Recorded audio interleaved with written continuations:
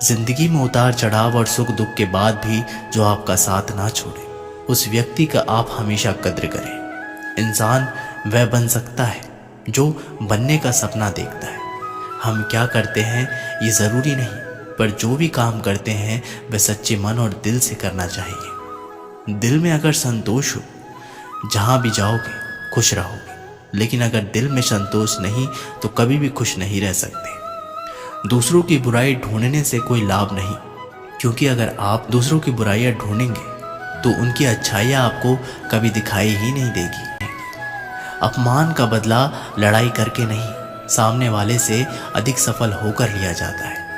बुरा करने का ख्याल आए तो कल पे टालो, अच्छा करने का ख्याल आए तो आज ही कर डालो।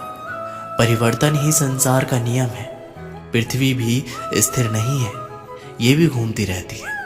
दिन खत्म होने के बाद रात आती है, बहुत गर्मी के बाद बारिश होती है। ये बातें पुष्टि करती है कि परिवर्तनशील संसार का नियम है। इसलिए उन बातों और वस्तुओं के लिए दुखी होने की आवश्यकता नहीं जो निश्चित नहीं है। परिवर्तन स्वीकार करना आपको हर कठिन परिस्थितियों में खुश रहने की शक्ति देता है। जीवन एक बड़ा सफर है। आपको हर किसी को जवाब देने और हर चीज़ पर प्रतिक्रिया करने की ज़रूरत नहीं है। यदि समय तुम्हारा इंतज़ार नहीं करता तो तुम सही समय का इंतज़ार क्यों करते हो? स्मरण रहे, जो समय चल रहा है वही तुम्हारे लिए बेहतर समय है। जीवन में संकट आने पर निराश होने की आवश्यकता नहीं है। उनसे नफरत करने की भी कोई ज़रूरत नहीं है, क्योंकि कठिनाइयों के कारण हम मजबूत होते हैं। कठिनाइयाँ हमें जीना सिखाती है। इसके अलावा हमारी हिम्मत और आत्मविश्वास को बढ़ाती है। हमारे अंदर छुपी हुई ताकत और क्षमताओं को प्रदर्शित करने के लिए एक अच्छा मौका देती है। समस्या का समाधान इस बात पर निर्भर करता है कि हमारी सलाहकार कौन है। ये बहुत महत्वपूर्ण है, क्योंकि दुर्योधन शकुनी से सलाह लेता था और अर्जुन श्री कृष्ण से। कामयाब होना है तो एक गांठ बांधो, पांव भले ही फिसल जाए लेकिन जुबान कभी नहीं फिसलनी चाहिए। परिवार को मालिक बनकर नहीं बल्कि माली बनकर संभालो। जो ध्यान तो सबका रखता है पर अधिकार किसी पर नहीं जताता है। कोई मौका दे तो उसे धोखा मत देना, और कोई धोखा दे तो उसे मौका मत देना। मिलावट का दौर है, हाँ में हाँ मिला लिया करो, संबंध लंबे समय तक टिकेंगे। दीपक इसलिए वंदनीय है क्योंकि वह दूसरों के लिए जलता है, दूसरों से नहीं जलता। खुद की कमजोरी जान लेना भी जिंदगी की सबसे बड़ी ताकत है। चलने की कोशिश तो करो, रास्ते पर बिखरे कांटों से ना डरो। आपके साथ दुआएं बहुत हैं। जो चाहा वो मिल जाना सफलता है, जो मिला है उसको जानना प्रसन्नता है। जिंदगी का सबसे खूबसूरत पौधा विश्वास है, जो जमीन में नहीं दिल में उगता है। बदला लेने की नहीं, बदलाव लाने की सोच रखिए। समझदार व्यक्ति वो नहीं जो ईंट का जवाब पत्थर से दे। समझदार व्यक्ति तो वो है जो फेंकी हुई ईंट से अपना घर बना ले। जब आप ऊंचाइयों की सीढ़ी चढ़ रहे हो तो पीछे छोटे लोगों से बहुत अच्छा व्यवहार करें, क्योंकि उतरते समय यही सभी रास्तों में फिर मिलेंगे। बदल जाती है हर चीज़ इस संसार में, बस थोड़ा इंतज़ार करो। किसी का दिल बदलेगा तो किसी के दिन बदलेंगे। ईश्वर कहते हैं तुम किसी का कुछ मत बिगाड़ना, मैं तुम्हारा कुछ भी बिगड़ने नहीं दूंगा। जीवन अगर खुश रहना है तो स्वयं को एक शांत सरोवर की तरह बनाए, जिसमें कोई अंगार भी फेंक दे तो खुद ब खुद ठंडा हो जाए।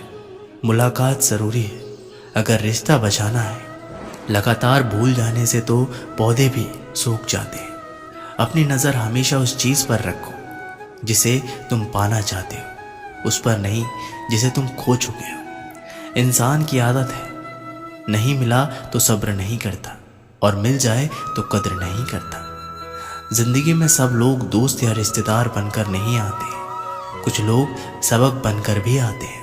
पीठ हमेशा मजबूत रखिए, क्योंकि शाबाशी और धोखा दोनों ही पीछे से मिलते हैं।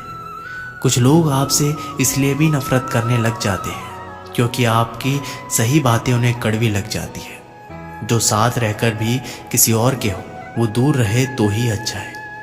किस्मत सिर्फ मेहनत से बदलती है, बैठकर सोचते रहने से नहीं, करने दो जो आपकी बुराई करते हैं। ऐसी छोटी छोटी बातें तो सिर्फ छोटे लोग ही करते हैं। एक समय की बात है, गुरुकुल में शिक्षा प्राप्त कर रहे एक शिष्य को अपने पिता का संदेश मिला। पिता ने उसे घर बुलाया था। बिना देर किए शिष्य गुरु के पास गया और उनसे घर जाने की अनुमति मांगी। गुरु द्वारा अनुमति दे दी गई और अगले दिन शिष्य घर की ओर निकल पड़ा। वह पैदल चला जा रहा था। गर्मी के दिन थे, रास्ते में उसे प्यास लगी। वह पानी का स्रोत ढूंढते हुए आगे बढ़ने लगा। रास्ते एक किनारे उसे एक कुआं दिखाई पड़ा। उसने कुएं से पानी निकाला और अपनी प्यास बुझाई। उस कुएं का पानी शीतल और मीठा था। शिष्य उसे पीकर तृप्त हो गया।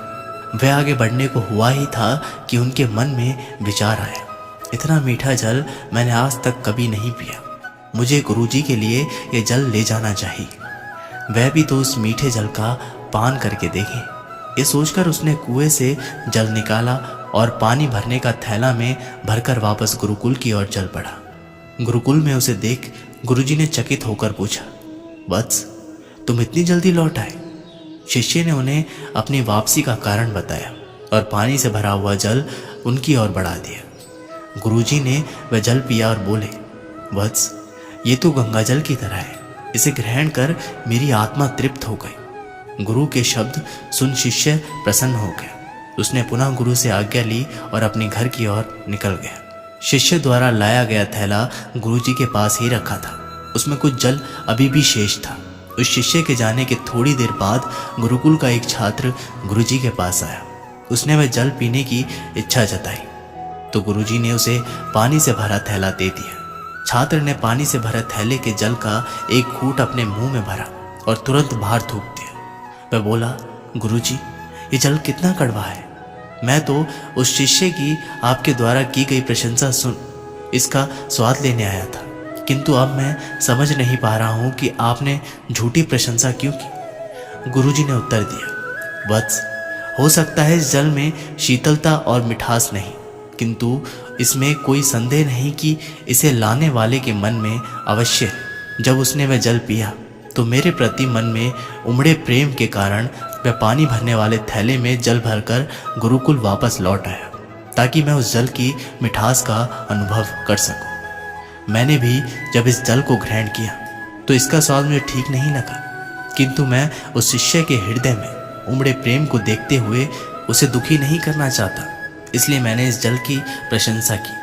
यह भी संभव है कि पानी भरने वाला थैला साफ ना होने के कारण जल का स्वाद बिगड़ गया हो और वह वैसा ना रहा हो जैसे कुएं से निकले जाते समय था। जो भी हो, मेरे लिए वह मायने नहीं रखता। जो मायने रखता है वो है शिष्य का मेरे प्रति प्रेम। उस प्रेम की मिठास मेरे लिए जल की मिठास से अधिक महत्वपूर्ण है। दोस्तों, इस कहानी से हमें सीख मिलती है, हमें किसी भी घटना का सकारात्मक पक्ष देखना चाहिए। नकारात्मक पक्ष देखकर न सिर्फ हम अपना मन मलिन करते हैं बल्कि दूसरों का भी। इसलिए सदा अच्छाई पर ध्यान दें। दोस्तों, ये कहानी यहीं पर समाप्त होती है।